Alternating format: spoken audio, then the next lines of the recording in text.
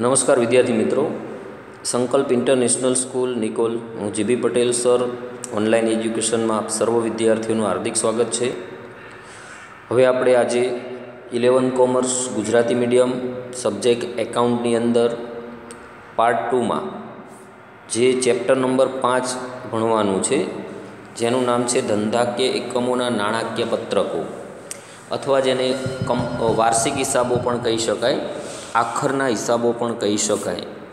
તો આ ચેપ્ટરમાંથી તમારે 12 ગુણનો જે દાખલો આવે છે, ખાસ કરીને એ તમારે કઈ રીતે ગણવો,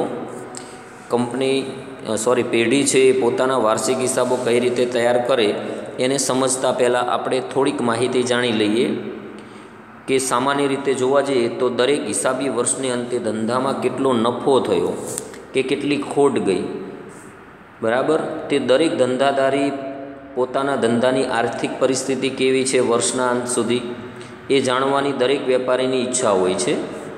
એટલે ધંધાનું પરિણામ નફો કે નુકસાન અને બીજા વર્ષના વેપાર માટે માર્ગદર્શન પૂરું પાડે છે. તો દર વર્ષને અંતે પોતાના ધંધાની આર્થિક સ્થિતિ કેવી છે તે જાણવું પણ અત્યંત જરૂરી હોય છે.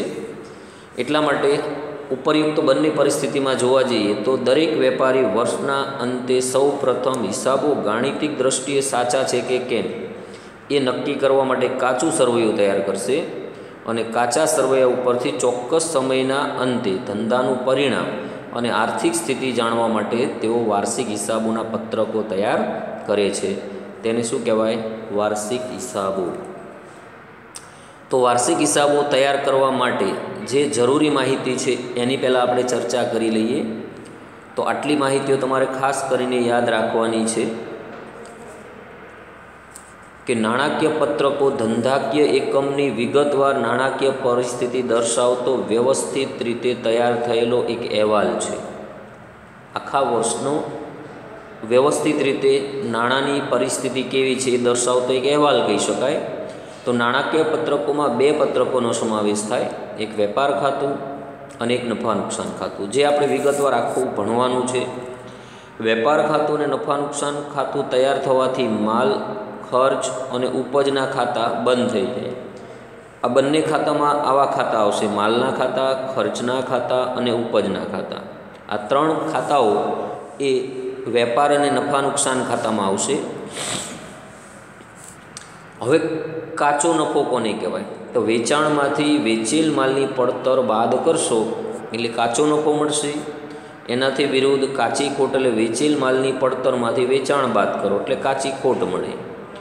વેપાર ખાતાની ઉધાર બાજુએ જોવા જઈએ તો કઈ માહિતીઓ દર્શાવાય? તો શરૂનો સ્ટોક, ચોખ્ખી ખરીદી, ખરીદીના સીધા ખર્ચા થયા હોય, અને જમા બાજુએ ચોખ્ખું વેચાણ અને આખર માલનો સ્ટોક નોંધાય છે. આટલી માહિતીઓ વેપાર ખાતાની અંદર નોંધાય. ત્યાર પછી જોવા જઈએ તો નફાના 3 પ્રકાર પાડી શકાય, પણ આપણે 2 પ્રકારના નફા જોવાના છે. એક કાચો નફો વેપાર ખાતાઓ પરથી મળશે, કામગીરી નફો અને ચોખ્ખો નફો. તો કાચા નફા અને કામગીરી સંચાલનના ખર્ચ વચ્ચેનો તફાવતને કામગીરી નફો કહે છે. કામગીરી નફો એટલે સૂત્ર લખી શકાય કાચો નફો માઇનસ કામગીરીના ખર્ચા. તમારે આવા કોઈ સૂત્ર નહીં આવે આમાં, પણ આ વસ્તુ તમારે 12મા ધોરણમાં કામ લાગશે. કામગીરી ખર્ચની અંદર વહીવટી ખર્ચાઓ હોય, વેચાણ વિતરણ ખર્ચ છે, ઘસારો જેવી બાબતો છે, એનો સમાવેશ કામગીરી ખર્ચની અંદર થશે. ત્યાર પછી તમે જોશો તો આટલી માહિતીઓમાં અન્ય માહિતી પણ આપણે જોઈએ કે વર્ષના અંતે ચોખ્ખો નફો કે ચોખ્ખી ખોટ જાણવા કયું ખાતું તૈયાર થશે? નફા નુકસાન ખાતું. તો નફા નુકસાન ખાતાની ઉધાર બાજુએ વેપાર ખાતાની ઉધાર બાજુ જે ખર્ચ નોંધ્યા એ સિવાયના બધા જ ખર્ચ નફા નુકસાન ખાતે લખાશે. જમા બાજુ બધી ઉપજો અને લાભ લખાશે, જે આવકો થઈ હોય અન્ય, અને એના ઉપરથી શોધેલ ચોખ્ખો નફો મૂડીમાં ઉમેરવામાં આવશે, અને ખોટ હશે તો મૂડીમાંથી બાદ કરવામાં આવશે. ત્યાર પછી કોઈ એક તારીખે ધંધાની આર્થિક સ્થિતિ જાણવા શું તૈયાર કરવામાં આવે છે? પાકું સરવૈયું. તો પાકું સરવૈયું 2 ભાગમાં વહેંચાયેલું હશે. ડાબી બાજુ છે એને મૂડી દેવા કહેવાશે, અને જમણી બાજુ છે એને મિલકત લેણા કહેવાશે. પાકા સરવૈયાનો બંને બાજુનો સરવાળો હંમેશા કેવો થવો જોઈએ? સરખો. વેપાર ખાતું અને નફા નુકસાન ખાતું એ એક ખાતું છે. પાકું સરવૈયું એ એક પત્રક છે, કોઈ ખાતું કહી શકાય નહીં. અને સામાન્ય રીતે દરેક હવાલા જે આવશે એને ઓછામાં ઓછી 2 અસર થશે. આટલી માહિતી સામાન્ય જાણવા માટે હતી. હવે ધંધાની અંદર વેપાર ખાતું છે એ વેપારી શા માટે બનાવે અને એ વેપાર ખાતું કેવું હોય એની આપણે આજે માહિતી જોવાની છે. તો વેપાર ખાતું છે એનો નમૂનો પહેલાં જોઈએ અને એના ઉપરથી આપણને શું જાણવા મળે. તો વેપાર ખાતાની અંદર જોવા જઈએ તો ધંધાના માલના ખાતા અને ખરીદી કે ઉત્પાદનના ખર્ચના ખાતા આવશે. એ સિવાય અન્ય કોઈ ખાતું નહીં આવે. તો વેપાર ખાતાના નમૂનાની અંદર સૌ પ્રથમ જુઓ તો આવું તમારે ટાઇટલ લખવું પડશે કે શ્રી ખાલી જગ્યાનું, એટલે જે વેપારી કે ધંધાનું નામ હોય એનું તારીખ ખાલી જગ્યાના રોજ, ખાલી જગ્યાના રોજ એટલે વર્ષના અંતે 31/3/16 પૂરું થતું હોય તો 31/3/16ના રોજ પૂરા થતા વર્ષનું વેપાર ખાતું, આવું તમારે લખવું પડશે ટાઇટલ. ડાબી સાઈડ છે એને ઉધાર કહેવાશે, જમણી સાઈડ છે એને જમા કહેવાશે. હવે તમે જે કંઈ વેપાર ખાતું છે એના અંદર ઉધાર બાજુ શું લખાય અને જમા બાજુ શું લખાય? તો સૌ પ્રથમ આપણે ઉધાર સાઈડની વાત કરીએ તો ધંધાની અંદર ગયા વર્ષે વધેલો માલ હોય એને આ વર્ષનો શરૂઆતનો માલ સ્ટોક કહેવાય, જે તમને કાચા સરવૈયામાં આપેલું હોય સીધી એન્ટ્રીની બહાર જતી રહે. પછી ખરીદી લખાશે કે વર્ષ દરમિયાન જેટલો માલ ખરીદાયો હોય એ અંદર લખાય. એમાંથી બાદ ખરીદ પરત એ બાદ થશે. એમાંથી બાદ થશે અન્ય રીતે ગયેલ માલ. પછી તમને ઉપાડથી ગયેલ માલ કીધું હોય, આગથી બળી ગયેલ માલ કીધું હોય, ચોરીથી ગયેલ માલ કીધું હોય, નમૂનાથી ગયેલ માલ હોય, આવો કોઈ પણ અન્ય રીતે ગયેલ માલ હોય એ બાદ કરીને ચોખ્ખી ખરીદી બહાર લખાશે. પછી માલની ખરીદીને લગતા ખર્ચા આવશે. જ્યારે ધંધાની અંદર માલ ખરીદવામાં આવે ત્યારે એ માલ ધંધા સુધી પહોંચે એ પહેલાં આપણે અમુક ચોક્કસ પ્રકારના ખર્ચ ધંધાની માલની ખરીદી ઉપર ચૂકવવા પડે છે. એના અંદર મજૂરીનો ખર્ચ હોય, આવક માલ ગાડા ભાડું હોય, રેલવેનું ઓક્ટ્રોય કે જકાત હોય, કસ્ટમ ડ્યુટી કે આયાત જકાત હોય, લારી ભાડું હોય, ગોદી ચાર્જ હોય. આવા જે ખર્ચા છે એ બધા વેપાર ખાતાની ઉધાર બાજુ લખાશે. તો વેપાર ખાતાની ઉધાર બાજુ તમે જોશો તો જે ખર્ચ લખવાના છે એ બધા આવા હોઈ શકે. પછી ડોક ચાર્જ હોય, ક્લિયરિંગ ચાર્જ હોય, ડેમરેજ હોય, દરમાયો હોય, ખરાજાત ખર્ચ છે, વોરફ્રેજ છે. આ બધા ખર્ચના નામ છે. તો આ બધા વેપાર ખાતાની ઉધાર બાજુ લખાશે. પછી દાખલામાં જો તમને ઉત્પાદનને લગતા ખર્ચ આપેલા હોય તો પહેલાં જૂના સિલેબસ પ્રમાણે ઉત્પાદન ખાતું બનાવવું પડતું. તો હવે એ નીકળી ગયું છે. એ વેપાર ખાતાનો ભાગ ગણી અને એને લગતા ખર્ચ હોય તો એ પણ વેપાર ખાતે ઉધારવાના.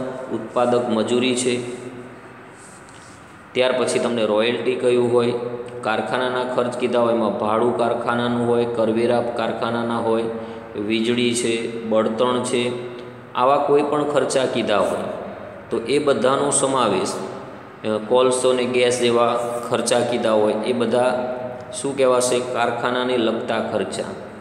પછી કોઈ વપરાયેલ માલ સામગ્રી છે, દાખલા તરીકે ઓઇલ ને ગ્રીઝ ને એવું આપણે મશીનરીમાં કારખાનું હોય તો એના અંદર વપરાતા હોય. પછી કારખાનાના મકાનનો ઘસારો હોય, પ્લાન્ટ યંત્રોનો ઘસારો હોય.